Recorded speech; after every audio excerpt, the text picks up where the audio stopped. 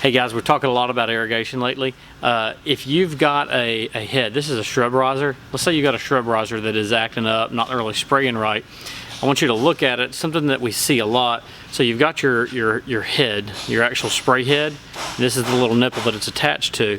But if you will take this spray head off, there's a little filter, this little clear plastic filter that's in there. A lot of times this will get clogged up with debris, sand, algae, various things like that. You literally just unscrew this head. You can do it while the system's running.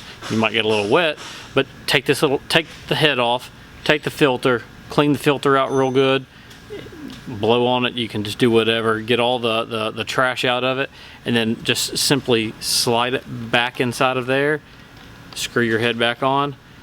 Everything should be working like normal. If that doesn't fix it, it may be something bigger. Just give us shoot us a message, shoot us a picture, a video, whatever. Maybe we can help you some other way. But that's a pretty common problem we see all the time, and that's an easy way to fix it. If you got any questions, let us know. Have a good day.